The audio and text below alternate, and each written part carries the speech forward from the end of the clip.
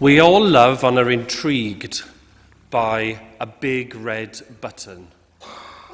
And we particularly like a big red button when there is a sign nearby that actually says, "Do not press the red button." I wonder what you would do if you saw such a thing. There was such a sign and that ominous red button in the bathroom of a restaurant, with that big red button, with the sign that says, "Do not press the red button." Now the question is, would you have been brave enough to press it? Would your curiosity have tipped you over the edge of things? Instantaneously. Wouldn't have given a second thought. Well, on the occasion when this particular button was pressed, the lights would dim, a glitter ball would appear, and coloured lights would start flashing, and the Bee Gees would start singing "Staying Alive" to you. If you go into the bathroom here and you see a big red button, press it, I dare you. Was it worth taking the risk for that, to press that button? I think so. When I was in seminary, when I was training to be a priest at Oscott, there was such a big red button, this time in the laundry room. And don't worry, there was no glitter balls in sight, unfortunately. I think people would have washed more, had they done so. There was still the same "do not press the red button" sign, though. This time, though, when you press the big red button, all that would happen is the gas of the tumble dryers would reset themselves.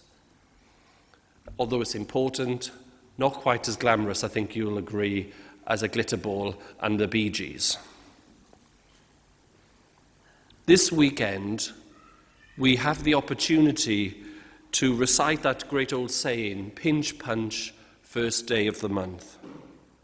With this new month, we have the opportunity to gradually begin life again, don't we?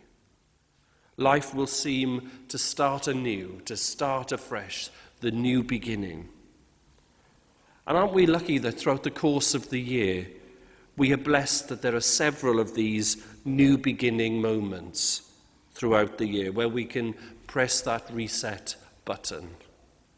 New Year itself, we make those great promises, don't we? Advent, Sunday, perhaps Pentecost could be another one, and even, dare I say it, the new tax year. This week, as I was saying to the kids this morning, we have the joy of welcoming them back to our schools, bright-eyed and bushy-tailed. Many parents who have had time off over the summer for holidays or to look after their children will gradually begin to return to their normal duties. And if you're a grandparent, you can break the glass in case of emergency, grab the gin bottle, and give a huge sigh of relief. The red button of life will this weekend be pressed. And as we find ourselves in this September, on the sort of this turning point moment this weekend, isn't it? Starting afresh with this new season. On this threshold moment, we have the opportunity just to pause for a moment and take stock, see where we are, see where the land lies, perhaps. To look back and reflect upon where my journey of faith has been. What path have I been treading? What is it that lies behind me now? And so to be able to look forward and enter into a time of renewal and encounter. To be able to ask ourselves in all honesty, what does my journey of faith look like as I take the next step?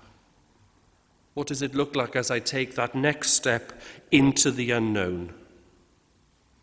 Because as we take that big step into the unknown, we have the chance to offer ourselves to the Lord in a whole new way, to seek that renewal of our hearts, which transforms us afresh into his image and likeness, to start afresh on that journey that brings us ever closer and closer to him.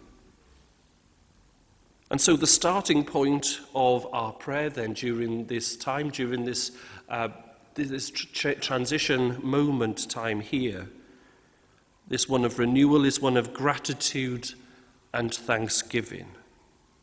Something which I know for myself I'm not always very good at.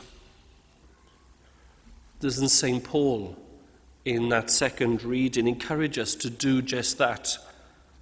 For us to be able to recognize with a renewed vision, with a new intensity of heart, that, what does he say? Everything that is good, everything that is perfect, which is given us from above, it comes down from the Father of all light.